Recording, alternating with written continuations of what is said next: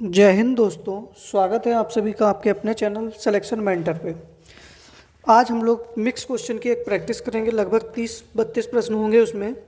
तो आज हम लोग उसकी प्रैक्टिस करेंगे। तो सबसे पहले तो आप लोग वीडियो वगैरह को शेयर कर दीजिएगा, फिर हम लोग अपना जो है प्रश्न जो है वो शुरू करते हैं। देखिएगा, आप लोग जो है इस समय थोड़ा कम आ रहे हैं, और जबकि आप लोग जानते हैं कि आप लोगों का एग्ज़ाम जो है जितना नज़दीक आ रहा है उतना ही आप लोग जो है वो पीछे जा रहे हैं। तो भैया ऐसा काहे हो रहा है? तो थोड़ा सा ध्यान दीजिएगा। आज के प्रश्न जो हैं वो आप लोगों को जो देखने को मिलेंगे, सच में आप लोगों के लिए प्रश्न मैं बहुत अच्छे और काफ़ी देर तक ढूंढ के लेकर आया हूँ। तो सारे प्रश्नों को आप लोग अच्छे से पढ़िएगा, नोट करिएगा, और उम्मीद कर रहे हैं कि इस बार जो है एग्ज़ाम में आप लोग बहुत अच्छा करके आएंगे। तो सबसे पहले तो आप लोग वीडियो वगैरह को शेयर कर दीजिएगा अधिक से अधिक, फिर हम लोग अपना जो है क्लास को शुरू करते हैं। बाकी आप लोग जानते हो कि रात के 9 से 10 बजे के मध्य अब आप लोगों को मैथ्स और रीजनिंग की प्रैक्टिस मिल रही है, और शाम को 7:15 पर यह आपको जीएस की प्रैक्टिस मिलेगी। 30 तारीख को आप लोगों की स्टैटिक जीके की एक मैराथन क्लास होगी। ठीक है, तो आप लोग इससे भी जुड़ना ना भूलिएगा। बाकी आप लोग वीडियो को थोड़ा शेयर वगैरह कर दीजिएगा, जो थोड़ा सब्सक्राइबर वगैरह जो हैं उनको देख लीजिएगा आप लोग। बाकी एक बार वीडियो को शेयर करिएगा, सभी लोग आ जाएं। जितने भी मित्र मंडली हैं एक बार चाहे फ़ोन वगैरह कर दीजिएगा, सबको मैसेज डाल दीजिएगा कि क्लास जो है वो शुरू होने वाली है। सच में आज के प्रश्न जो है वो आप लोग खुद कहेंगे कि आज के प्रश्नों का स्तर अच्छा था। चलिए, अगर आप लोग तैयार हैं तो बताइएगा तैयार हैं, फिर हम लोग क्लास को शुरू करते हैं। दिखाइएगा आप लोग, थंब वगैरह दिखाइएगा। अगर आप लोग तैयार हैं तो फिर हम लोग क्लास को जो है वो शुरू करते हैं। चलिए, तो पेन पेपर लेकर बैठ जाइएगा, तो हम लोग क्लास को फिर शुरू करते हैं। चलिए, आज का पहला प्रश्न है कि यंग बंगाल आंदोलन किसने शुरू किया? कृष्ण मोहन बनर्जी ने, हेनरी विवियन डिरोजियो ने, राम गोपाल घोष ने, या मधुसूदन दत्त ने? तो बताइएगा, जो यंग बंगाल आंदोलन है यह किसके द्वारा शुरू किया गया था? कृष्ण मोहन बनर्जी के द्वारा, हेनरी विवियन डिरोजियो के द्वारा, या राम गोपाल घोष के द्वारा, या मधुसूदन दत्त के द्वारा? तो देखिएगा, जो यंग बंग आंदोलन था ये 1828 में कहाँ शुरू हुआ था? बंगाल के अंदर। कहाँ पर?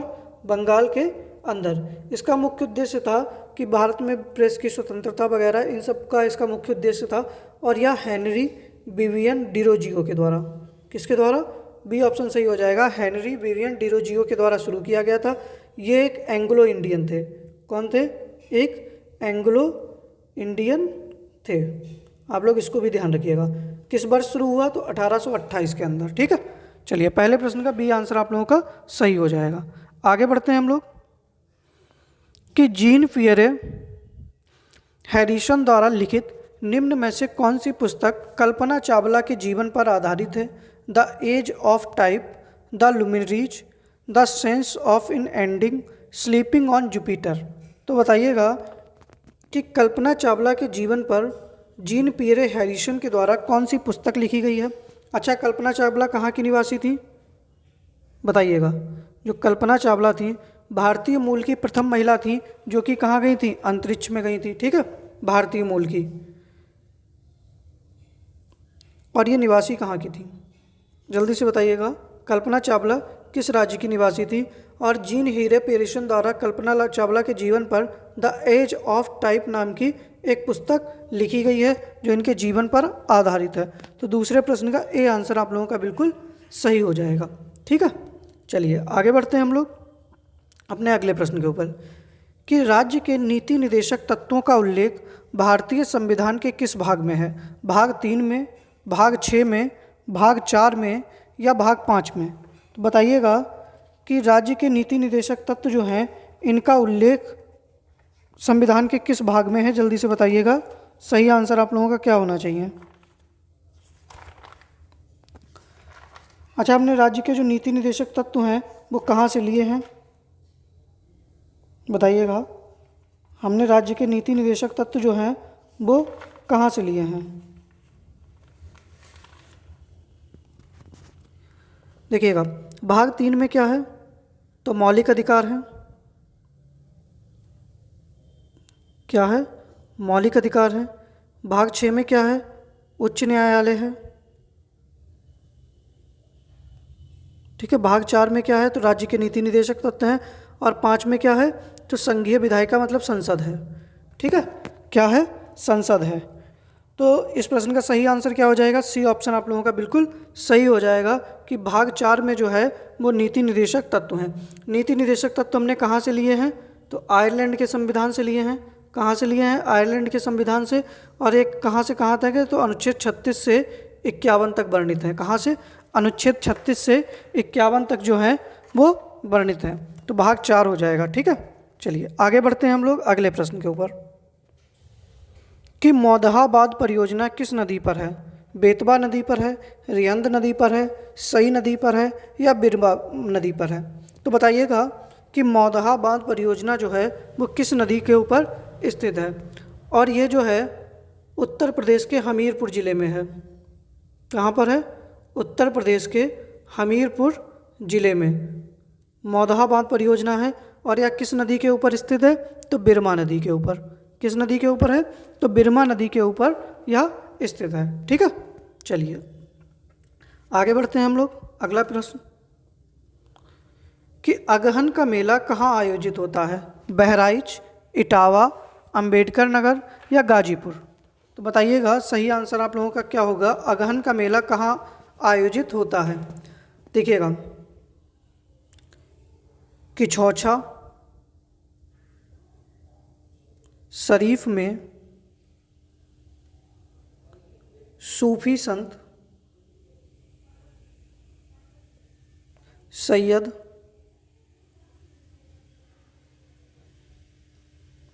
मखदूम, अशरफ, जहांगीर, समनानी। ये इतना बड़ा नाम है कि दरगाह पर प्रतिवर्ष अगहन मेला का आयोजन होता है। ठीक है, प्रतिवर्ष किछौछा शरीफ में सूफी संत सैयद मखदूम अशरफ जहांगीर समनानी की दरगाह पर प्रतिवर्ष अगहन मेला का आयोजित होता है। और ये कहाँ होता है, तो अंबेडकर नगर में। कहाँ पर, अंबेडकर नगर में होता है। तो 5वें प्रश्न का सी आंसर आप लोगों का बिल्कुल सही हो जाएगा। ठीक है, चलिए अगले प्रश्न पे बढ़ते हैं।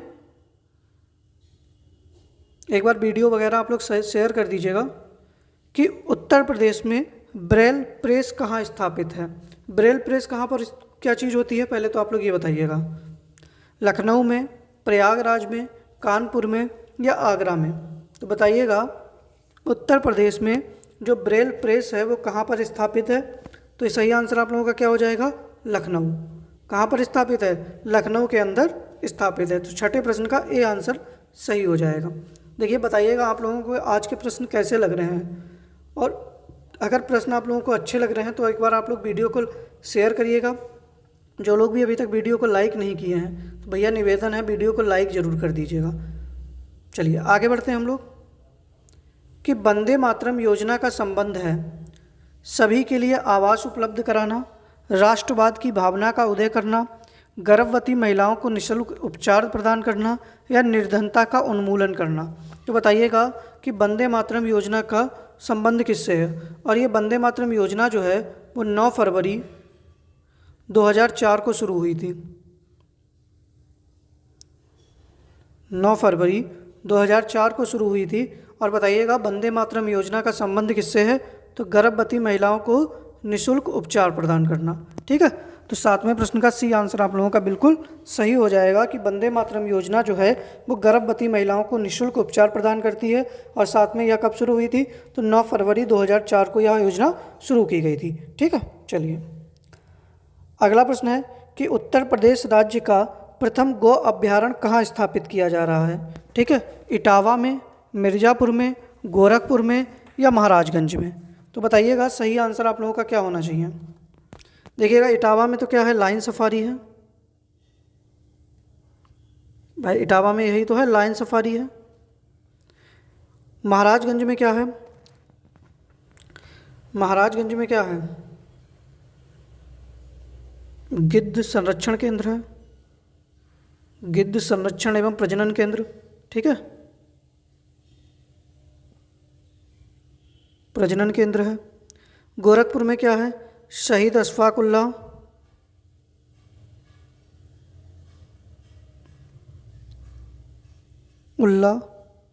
खां प्राणी उद्यान है। ठीक है, शहीद अशफाक उल्लाह खां प्राणी उद्यान है। और मिर्ज़ापुर में क्या है, भारत उत्तर प्रदेश का प्रथम गौ अभ्यारण्य स्थापित किया जा रहा है। ठीक है, 8वें प्रश्न का बी आंसर सही हो जाएगा, मिर्ज़ापुर वही कालीन भैया वाला। ठीक है, चलिए आगे बढ़ते हैं हम लोग अपने अगले प्रश्न पर।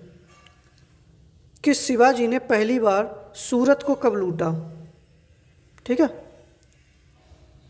वर्ष 1864 में, वर्ष 1665 में, वर्ष 1666 में, या वर्ष 1667 में। देखिएगा, आप लोग आंसर बताइएगा तब तक। देखिए, शिवाजी का शासनकाल कब से रहा? 1627 से 1680 तक। ठीक है, और इन्होंने मराठाओं का साम्राज्य विस्तार किया था। इनकी माता का क्या नाम था? तो इनकी माता का नाम था जीजाबाई। क्या नाम था? माता का नाम जीजाबाई था। और यही दोनों लोग जो थे सर्वप्रथम, मतलब इनकी माता और इन्होंने मिलकर सर्वप्रथम गणेश उत्सव शुरू किया था। क्या शुरू किया था? गणेश उत्सव शुरू किया था।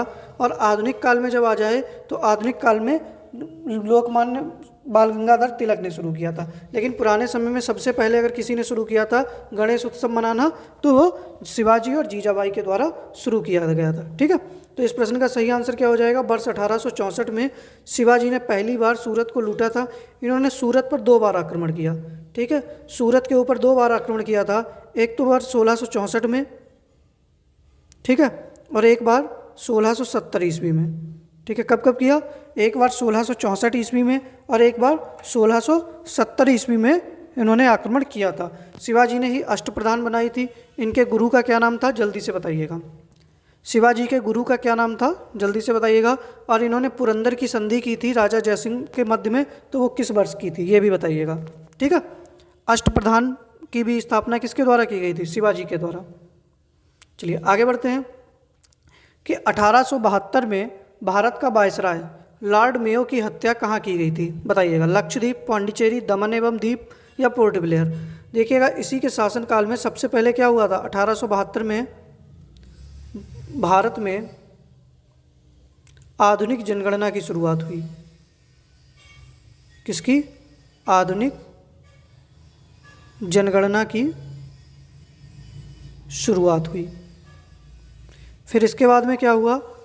1881 में रिपन के द्वारा, किसके? रिपन के द्वारा नियमित जनगणना, प्रति 10 वर्ष के अंतराल पर नियमित जनगणना की शुरुआत हुई। ठीक है, और इसकी हत्या कहाँ हुई थी? तो पोर्ट ब्लेयर में। आपसे एक यह भी प्रश्न बन सकता है कि किस वायसराय की हत्या जो है वो भारत में हुई थी? तो मेयो की हुई थी। कहाँ पर? पोर्ट ब्लेयर के अंदर। पोर्ट ब्लेयर ऑप्शन में ना आए तो क्या आ जाए? अंडमान एंड निकोबार में। ठीक है, तो 10वें प्रश्न का डी आंसर आप लोगों का बिल्कुल सही हो जाएगा। चलिए आगे बढ़ते हैं हम लोग कि हमारे संविधान में न्यायिक समीक्षा की धारणा किस देश के संविधान से ली गई है? इंग्लैंड, अमेरिका, ब्रिटेन, या ऑस्ट्रेलिया? तो बताइएगा, हमने न्यायिक समीक्षा की अवधारणा किस देश के संविधान से ली है? तो अमेरिका से। कहाँ से ली है? अमेरिका से ली है। अच्छा, अमेरिका से हमने और क्या क्या लिया है? तो अमेरिका से हमने प्रस्तावना का स्वरूप लिया है। क्या लिया है? प्रस्तावना का स्वरूप लिया है। ठीक है, इसके बाद में हमने उपराष्ट्रपति का पद भी कहाँ से लिया है? तो हमने अमेरिका से लिया है। इसके साथ में हमने और क्या लिया है? मौलिक अधिकार जो हैं वो भी हमारे कहाँ से लिए गए हैं? तो अमेरिका के संविधान से लिए गए। ऑस्ट्रेलिया से हमने प्रस्तावना की भाषा ली है। प्रस्तावना की भाषा ली है। यहीं से हमने समवर्ती सूची ली है। क्या ली है?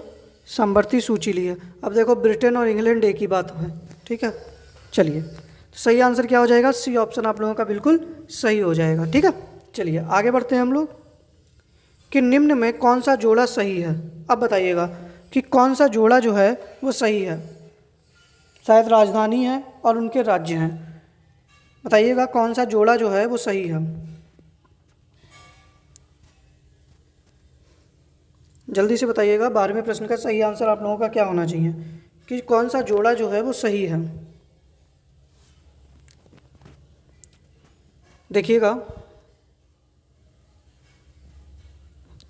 नागालैंड, नागालैंड की राजधानी क्या होती है बताइएगा। तो नागालैंड की राजधानी है कोहिमा। क्या है? कोहिमा है। और शिलांग किसकी राजधानी है जल्दी से बताइएगा।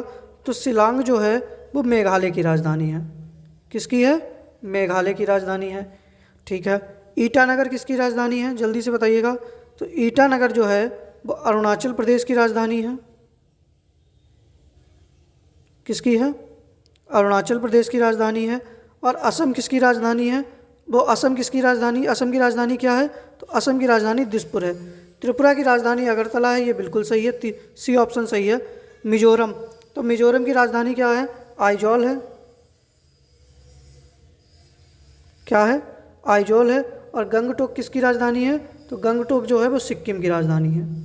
किसकी है? सिक्किम की राजधानी है। ठीक है। तो अब देख लीजिएगा, 3 गलत हैं, 1 सही है। मैंने सबके ही राजधानियाँ आपको बता दी हैं। तो सही आंसर आप लोगों का क्या है कि त्रिपुरा की राजधानी जो है वो अगरतला होती है। ठीक है। चलिए आगे बढ़ें हम लोग। अगला प्रश्न है कि भारत की पहली अंडर वाटर मेट्रो रेल सेवा किस शहर में शुरू होगी? कोच्चि, विशाखापत्तनम, कोलकाता या गांधीनगर? और ये जून 2023 तक कंप्लीट हो जाएगी। कब हो जाएगी? जून 2023 तक पूर्ण हो जाएगी। और सबसे पहली अंडर वाटर मेट्रो रेल सेवा जो है वो कलकत्ता में चलाई जाएगी। कहाँ पर? कलकत्ता शहर जो है इसके अंदर चलाई जाएगी। ठीक है। तो 13वें प्रश्न का सी आंसर आप लोगों का सही हो जाएगा। आगे बढ़ते हैं हम लोग कि एक विधायक एक पेंशन योजना किस राज्य में लागू की गई? पंजाब, हरियाणा, राजस्थान या उत्तराखंड? तो बताइएगा, एक विधायक एक पेंशन योजना किस राज्य में लागू की गई? पंजाब में, हरियाणा में, राजस्थान में या उत्तराखंड में? तो कहाँ लागू की गई है? पंजाब में। भैया देखो, पंजाब में अभी किसकी सरकार बनी है? आम आदमी पार्टी की। कौन वहाँ का मुख्यमंत्री है? भगवंत मान। ठीक है। कौन है मुख्यमंत्री? भगवंत मान। ठीक है। तो यहाँ पर भगवंत मान की सरकार बनी है। इन्होंने एक विधायक एक पेंशन योजना की शुरुआत की है। तो 14वें प्रश्न का ए आंसर सही हो जाएगा। चलिए आगे बढ़ते हैं हम लोग कि निम्नलिखित में कौन सा देश सैनिटरी प्रोडक्ट्स को फ्री करने वाला विश्व का पहला देश बन गया है? Norway, Scotland, Denmark, Switzerland? देखिएगा, अगस्त माह में इनकी संसद से एक कानून पारित हुआ। ठीक है। कानून क्या मतलब? एक बिल पारित हुआ, कानून नहीं कह सकते हम इसको। ठीक है। एक बिल इन्होंने पारित किया और उस बिल पर सभी का क्या हुआ? ये बिल पर सभी ने सहयोग किया। और ये किस देश में पहली बार सैनिटरी प्रोडक्ट्स को जो है वो फ्री करने वाला विश्व का पहला देश कौन सा बना है? तो स्कॉटलैंड बना है। कौन सा? स्कॉटलैंड बना है। तो सही आंसर क्या हो जाएगा? बी ऑप्शन आपका बिल्कुल सही हो जाएगा। अब बताइएगा, नॉर्वे, स्कॉटलैंड, डेनमार्क और स्विट्जरलैंड की राजधानी। ठीक है। चारों देशों की राजधानी आप लोग लिख दीजिएगा। अगले प्रश्न पे बढ़ते हैं कि अगस्त माह में किस नदी पर विश्व के सबसे ऊंचे पुल के गोल्डन जॉइंट का का उद्घाटन किया गया? मतलब दो ये पुल है, पुल का मतलब जॉइंट जो था एक से इधर को जोड़ा गया। तो बताइएगा, सबसे ऊंचे पुल, विश्व के सबसे ऊंचे पुल है। ठीक है। कहाँ पर है ये? तो जम्मू कश्मीर राज्य में है विश्व का सबसे ऊंचा पुल। ठीक है। किस नदी पर? तो चिनाब नदी के ऊपर। किसके ऊपर? चिनाब नदी के ऊपर हो जाएगा। डी ऑप्शन आप लोगों का बिल्कुल सही हो जाएगा। ठीक है। चलिए आगे बढ़ें हम लोग। आगे बढ़ते हैं कि अगस्त 2022 में उत्तराखंड सरकार ने किसे राज्य का ब्रांड एम्बेसडर नियुक्त किया है? ठीक है। किसे? ठीक है, ये किसी नहीं हो जाएगा। किसे राज्य का ब्रांड एम्बेसडर नियुक्त किया है? ऋषभ पंत को, आयुष्मान खुराना को, हार्दिक पांड्या को या सैफाली वर्मा को? तो बताइएगा, उत्तराखंड सरकार के द्वारा किसे राज्य का ब्रांड एम्बेसडर नियुक्त किया गया? पहले कौन थे? अक्षय कुमार थे। ठीक है। अगस्त माह में इनको बदल दिया गया है। अब कौन कर दिया गया है? तो क्रिकेट खिलाड़ी हैं ऋषभ पंत। ठीक है। भारतीय विकेट कीपर हैं। कौन है? भारतीय विकेट कीपर हैं। और इन्होंने इसलिए इनको नियुक्त किया है कि जो युवा हैं वो खेल के प्रति और स्वास्थ्य के प्रति जागरूक हो सकें, इसलिए जो है वो ऋषभ पंत को उत्तराखंड सरकार के द्वारा क्या बनाया गया है, ब्रांड एम्बेसडर बनाया गया है। ठीक है, तो इसका आंसर क्या हो जाएगा, ऋषभ पंत सही हो जाएगा। आगे बढ़ते हैं हम लोग कि US heritage wall of fame पर जगह पाने वाले पहले भारतीय सामाजिक मनोवैज्ञानिक कौन बने? Professor Sudhir Jain, professor Dharmendra Sharma, professor Ravikant या प्रोफेसर रामाधार सिंह? रामाधार किसी को याद है? बताइए किस में थे रामाधार? नहीं, रामाधार नहीं थे, उसमें रामाधीर थे। कौन थे? रामाधीर। ये किस में थे? गैंग्स ऑफ बसेपुर में।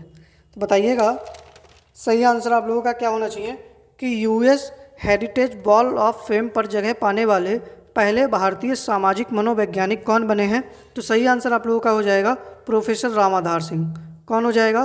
प्रोफेसर रामाधार सिंह जो हैं इनको US heritage wall of fame पर जगह पाने वाले पहले भारतीय सामाजिक मनोवैज्ञानिक बने हैं। ठीक है, तो सही आंसर आप लोगों का डी हो जाएगा। चलिए आगे बढ़ते हैं हम लोग। देखिएगा अभी भी जो लोग वीडियो वगैरह लाइक नहीं किए हैं तो भैया निवेदन है वीडियो को लाइक कर दीजिएगा। एक बार आप लोग जो है वीडियो को शेयर भी कर दीजिएगा। एक बार सबसे पहले तो आप लोग वीडियो को शेयर कर दीजिएगा, जाइएगा हर जगह अपने जितने भी ग्रुप्स वगैरह हैं एक बार आप लोग ज़रूर शेयर करिएगा, फिर हम लोग शुरू करते हैं। और जो लोग भी अभी तक नहीं आ रहे हैं ये थोड़ा सा आप लोग कहिएगा, फिर देखते हैं। चलिए अच्छा छोड़िए कि भारत में एवं किस देश के मध्य उदार शक्ति युद्धाभ्यास आयोजित किया गया? मालदीव, मलेशिया, ठीक है, इंडोनेशिया या बांग्लादेश के साथ में? तो बताइएगा जो उदार शक्ति युद्धाभ्यास है किस किस के मध्य हुआ? तो भारत एवं कौन सा देश है? और ये भारत की वायुसेना किसके द्वारा किया गया? भारत की वायुसेना के द्वारा। कब? 12 अगस्त को। और 12 अगस्त को क्या होता है बताओ? 12 अगस्त को क्या होता है? अंतर्राष्ट्रीय युवा दिवस। क्या होता है? अंतर्राष्ट्रीय युवा दिवस। अगर आप लोग बहुत सारी चीज़ें सुन भी लेंगे ना तब भी आप लोगों का काम हो जाएगा। तो किसके द्वारा किया गया? मलेशिया और भारत में। ठीक है, मलेशिया और भारत के द्वारा उदार शक्ति युद्धाभ्यास का आयोजन किया गया। ठीक है, बी ऑप्शन आप लोगों का सही हो जाएगा। कौन सा है? उदार शक्ति किसके साथ में है? मलेशिया के साथ में। चलिए आगे बढ़ते हैं हम लोग कि 11 अगस्त 2022 को किसने नई दिल्ली में एशियाई क्षेत्रीय फोरम के वर्चुअल सम्मेलन की मेजबानी की? नीति आयोग ने, वित्त आयोग ने, केंद्रीय निर्वाचन आयोग ने या इनमें से कोई नहीं? देखिएगा एक तो प्रश्न आपसे ये बन सकता है कि एशियाई क्षेत्रीय फोरम के वर्चुअल सम्मेलन की मेजबानी कहाँ हुई? तो नई दिल्ली में। ठीक है, और किसने की? तो केंद्रीय निर्वाचन आयोग ने। किसने? केंद्रीय निर्वाचन आयोग के द्वारा इसकी मेजबानी की गई। ठीक है, तो 20वें प्रश्न का सी आंसर आप लोगों का बिल्कुल सही हो जाएगा। चलिए आगे बढ़ते हैं हम लोग कि मुख्यमंत्री बाल आशीर्वाद योजना लागू करने का निर्णय किस राज्य सरकार ने लिया है? बताइएगा, उत्तर प्रदेश, उत्तराखंड, हरियाणा या मध्य प्रदेश? तो बताइएगा सही आंसर आप लोगों का क्या होना चाहिए जल्दी से।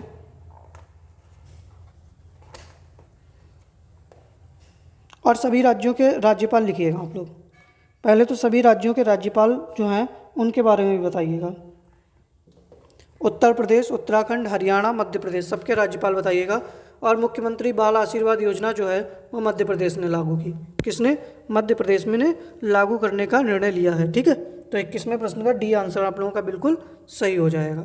चलिए आगे बढ़ते हैं हम लोग कि किस सिख गुरु ने खालसा की शुरुआत की?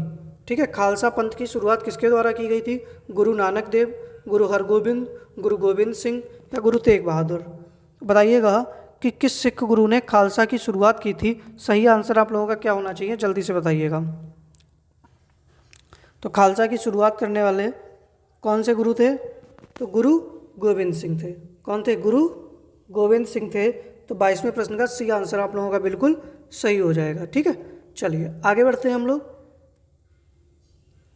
कि भारत का पहला अटल कम्युनिटी इनोवेशन केंद्र कहाँ खोला गया? जयपुर, गांधीनगर, लखनऊ या भोपाल?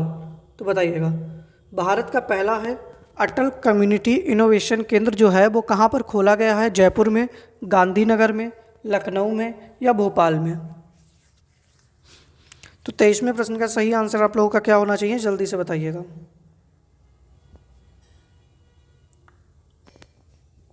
तो 23वें प्रश्न का सही आंसर हो जाएगा आपका जयपुर।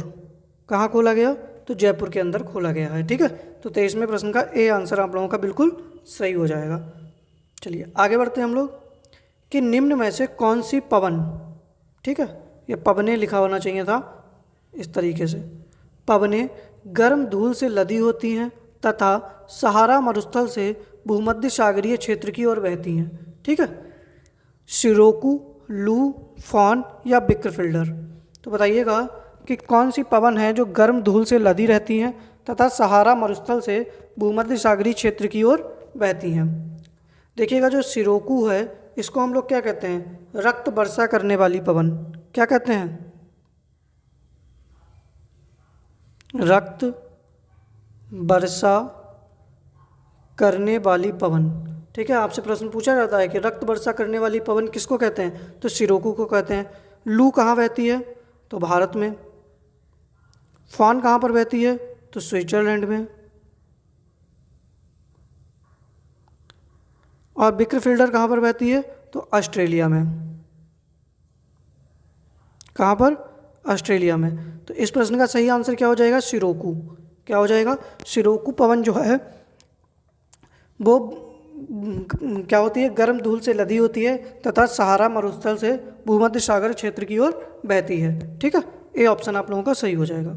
चलिए आगे बढ़ते हैं हम लोग कि निम्न में से कौन सी मानव शरीर की सबसे लंबी कोशिकाएं हैं, अधिचार्मिक कोशिकाएं, तंत्रिका कोशिकाएं, अग्नाशय कोशिकाएं या उपकला कोशिकाएं।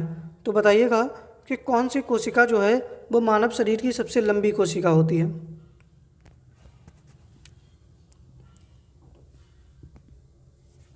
बताइएगा। बाकी आप लोगों को क्लास वगैरह कैसी लग रही है, आज के प्रश्न जो हैं वो किस टाइप के हैं। ठीक है, थोड़ा सा आप लोग बताइएगा। तो सही आंसर आप लोगों का क्या हो जाएगा, तंत्रिका कोशिकाएं। क्या हो जाएंगी, तंत्रिका कोशिकाएं। ठीक है, कल जो है शाम को 7:15 पर आप लोगों की करंट की क्लास होगी। ठीक है, किसकी होगी, करंट अफेयर्स की क्लास होगी, जिसमें हम लोग कोशिश करेंगे जो अगस्त माह है, ठीक है, अगस्त मंथ का करंट जो है उसको कंप्लीट करने की। ठीक है, चलिए आगे बढ़ते हैं हम लोग कि संस्कृत नाटक नागानंद की रचना किसने की, बाणभट्ट ने, प्रभाकर वर्धन ने, चंद्रगुप्त द्वितीय ने या हर्षवर्धन ने। तो बताइएगा कि संस्कृत नाटक जो नागानंद है इसकी रचना किसने की थी। तो सही आंसर आप लोगों का क्या होना चाहिए, जल्दी से बताइएगा।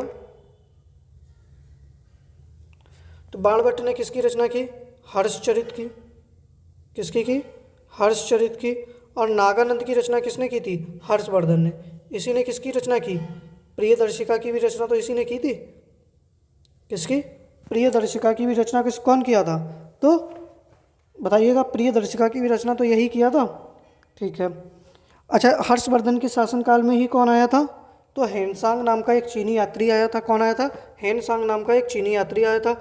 इसने नागानंद, प्रियदर्शिका और एक रचना कौन सी थी, रत्नावली की रचना कौन किया था, हर्षवर्धन किया था। ठीक है, और इसी ने अपनी राजधानी थानेश्वर से कन्नौज को स्थानांतरित किया था।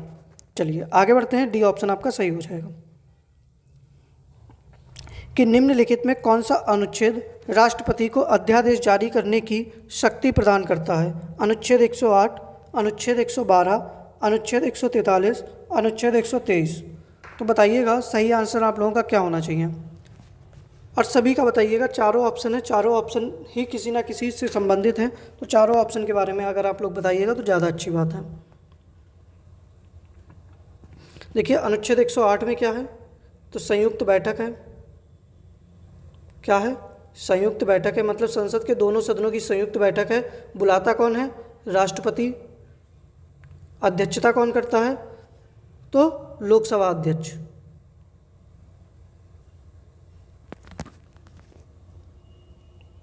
लोकसभा अध्यक्ष।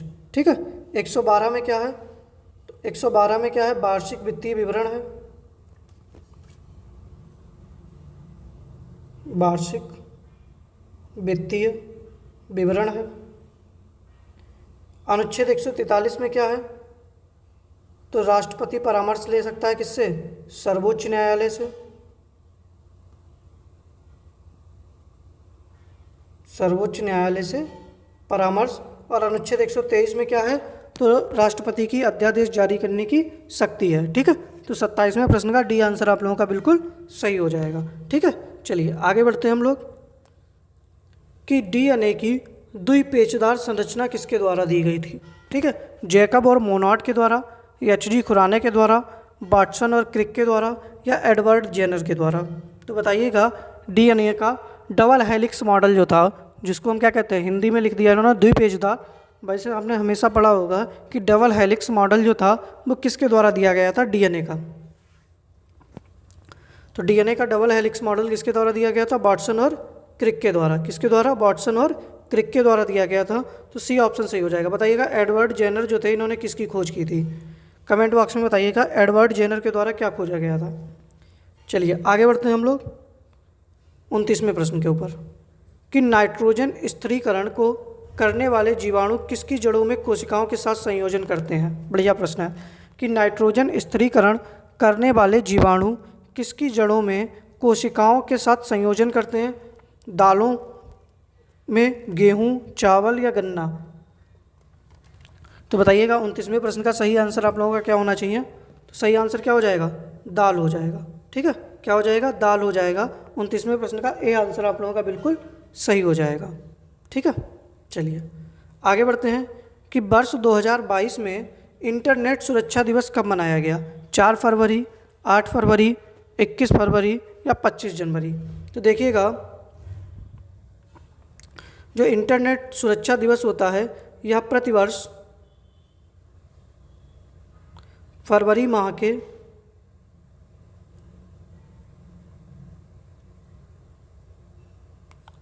दूसरे सप्ताह, जो दूसरा सप्ताह होता है उसमें मनाया जाता है। तो दूसरा सप्ताह का पहला दिन क्या पड़ा था इस बार? 8 फरवरी। क्या पड़ा था? तो 8 फरवरी। तो 8 फरवरी को मनाया जाता है। 4 फरवरी को क्या मनाया जाता है? तो विश्व कैंसर दिवस। विश्व कैंसर दिवस मनाया जाता है। 21 फरवरी को क्या मनाया जाता है?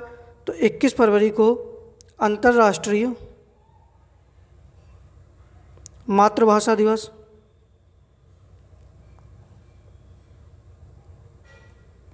अंतर्राष्ट्रीय मातृभाषा दिवस। ठीक है, और 25 जनवरी को क्या मनाया जाता है? तो भारतीय पर्यटन दिवस। क्या मनाया जाता है? भारतीय पर्यटन दिवस। और साथ में 25 जनवरी को कुछ और भी मनाया जाता है, मतदाता दिवस भी तो मनाया जाता है। अच्छा आपसे पूछ ले कि विश्व पर्यटन दिवस कब मनाया जाता है?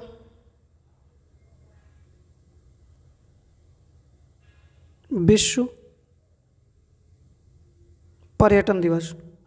ठीक है, तो विश्व पर्यटन दिवस जो है वो 27 सितंबर को मनाया जाता है। कब? 27 सितंबर को। ठीक है, इसको भी आप लोग ध्यान रखिएगा। चलिए आगे बढ़ते हैं हम लोग। तो इस प्रश्न का आंसर आप लोगों का क्या सही हो जाएगा? बी ऑप्शन सही हो जाएगा। ठीक है, स्क्रीनशॉट लेना चाहें तो स्क्रीनशॉट ले लीजिएगा, वरना दोबारा वीडियो प्ले करके देख लीजिएगा। आगे बढ़ते हैं हम लोग कि सिग्मो महोत्सव कहाँ मनाया जाता है? गोवा, उड़ीसा, तमिलनाडु या मिजोरम? तो बताइएगा कि सिग्मो महोत्सव कहाँ मनाया जाता है? देखिएगा उड़ीसा में क्या क्या मनाया जाता है? तो उड़ीसा में देखो एक तो मनाया जाता है रज पर्व। क्या मनाया जाता है? रज पर्व। एक क्या मनाया जाता है? धानु यात्रा। और क्या मनाया जाता है यहाँ पर? रथ पर्व। क्या मनाया जाता है? रथ यात्रा। सॉरी, रथ पर्व नहीं कह सकते, हम रथ यात्रा कह सकते हैं।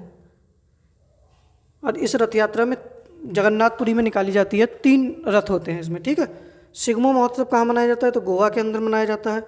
तमिलनाडु में क्या मनाया जाता है? पोंगल। क्या मनाया जाता है? पोंगल। मिजोरम में क्या मनाया जाता है? तो चपचार कुट। कौन सा मनाया जाता है? चपचार कुट त्यौहार मनाया जाता है। ठीक है, आप लोग बताइएगा कि बतुकम्ब कहाँ मनाया जाता है? तो ये मनाया जाता है तेलंगाना में। कहाँ पर? तेलंगाना में मनाया जाता है। गणेश उत्सव कहाँ मनाया जाता है? बताइएगा गणेश उत्सव कहाँ मनाया जाता है? तो गणेश उत्सव जो है वो आपका कहाँ मनाया जाएगा? महाराष्ट्र में। और अभी थोड़ी देर पहले ही मैंने बताया था गणेश उत्सव के बारे में। सबसे पहले किसने शुरू किया था? तो शिवाजी और जीजाबाई के द्वारा। और आधुनिक भारत में किसने शुरू किया था? तो बाल गंगाधर तिलक के द्वारा। अच्छा, कंस मेला कहाँ पर लगता है बताइएगा? तो कंस मेला कहाँ पर लगता है? उत्तर प्रदेश के मथुरा के अंदर। ठीक है, इसको भी आप लोग ध्यान रखिएगा। चलिए स्क्रीनशॉट लीजिएगा, फिर हम लोग आगे बढ़ते हैं।